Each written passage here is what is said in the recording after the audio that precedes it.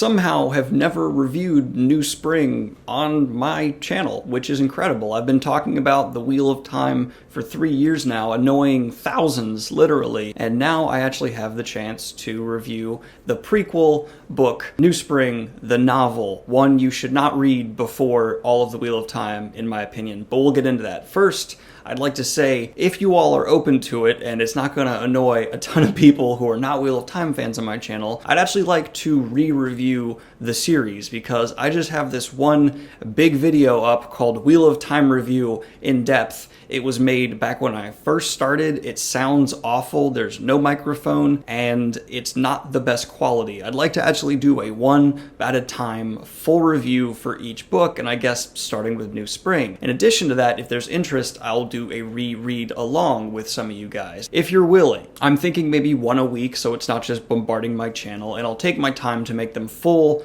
long, deep dive, spoiler-filled reviews. So if you have the time, follow along with me as I go back through this series. I promise this is the last thing I'll add Wheel of Time related to my channel for a while, and I am continuing with the Dresden Files, The Witcher, and with other various projects I have coming in the future. So that being said, let's go ahead and jump on into New Spring by Robert Jordan, the prequel to the Wheel of Time. Now, the number one question that's asked with this book is, at what point should I read it? In my opinion, not before the Wheel of Time. Pick it up either in the middle of the slog as a nice little refresher, because it's a lot lighter than the rest of the Wheel of Time. Easier to get through, not in tone, but just the amount that's happening.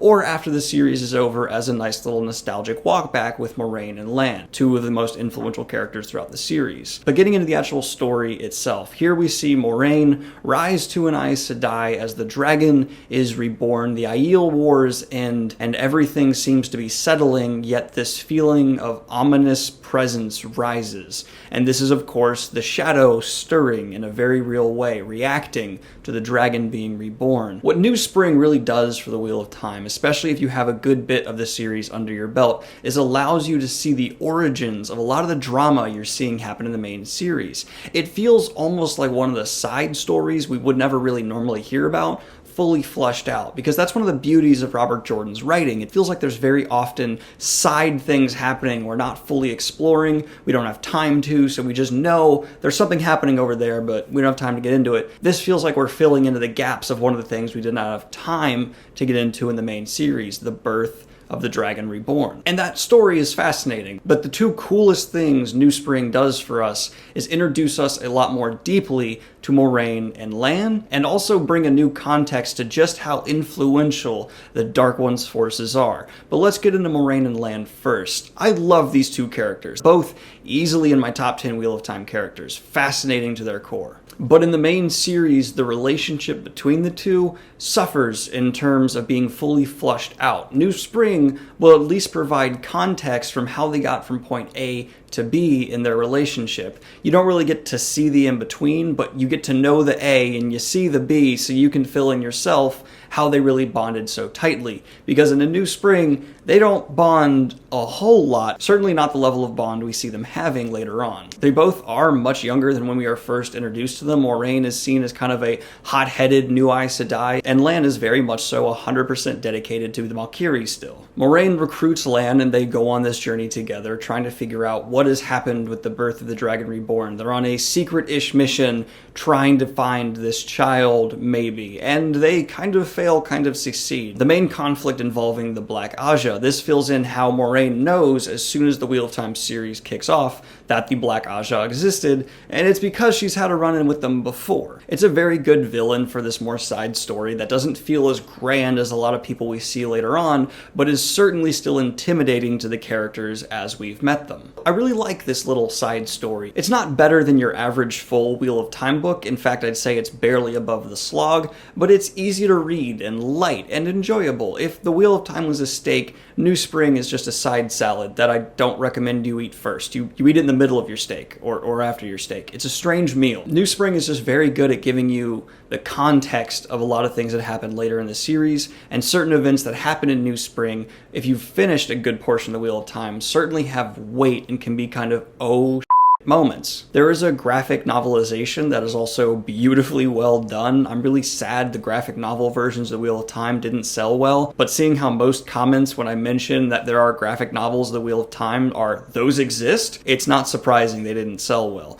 I highly recommend you check them out on Amazon. The illustrations are great, and seeing the story brought visually to these pages is fantastic. A New Spring is one of the ones that got the graphic novel treatment, as well as a large bit of The Eye of the World, but it seems to have stopped after that, sadly enough. I'd love to see more released, but I don't think we're getting them anytime soon. Overall, I'm giving New Spring, the novel, a backup wheel in your wagon out of 10. If you're a hardcore Wheel of Time fan, or you're in charge of this wagon, it's worth having and reading The New Spring or having your backup wheel. But if you're just along for the ride in Wheel of Time, you don't really care about the wider world, you don't think it's one of the greatest fantasy series of all times, or you're just a passenger in the wagon, metaphorically, then you don't really need to care or think about this backup wheel. It's for the hardcore fans, and that's what I recommend it being. It's something that you can add on top. I mainly say that because the Wheel of Time is already huge, gargantuan, and the number one turnoff for people is there's just too many books. So if people start saying, oh, and you have to read New Spring as well, that's just one more chance they're going to say, no, I'm out, I'm not going to read this big a series. To me, it's something for the hardcore, the diehards. It doesn't recontextualize the series. It doesn't give you any information that's crucial for the ending. It's just a nice add-on for people who are still a little addicted, need that last little fix of the Wheel of Time. But please let me know if you're interested in me doing an updated review of each book. I feel bad I don't have reviews of each book on my channel. I just have this one bulk review I did back when I had no idea what I was doing with poor quality. If you look up Wheel of Time on YouTube, it's one of the first videos, and it's honestly a little embarrassing. I look really young. I still look young, but I look even younger. I have no mic setups, and there's all these awkward breaks, and I didn't know how to edit well back then. It's all just cringy. So I probably will be doing those, and if you guys want to do a read along with me, let me know, because I'd be willing to do that as well. I'd probably keep you up to date on my progress on Goodreads. I know I haven't been great about keeping my account updated, but links down below if you want to follow me on Goodreads. And if this happens, I'll also probably start tweeting about it, so follow me on Twitter down below as well. Let me know what you thought. Did you love New Spring? Do you find it to be must-read material for Wheel of Time? Or are you kind of with me, where it's nice,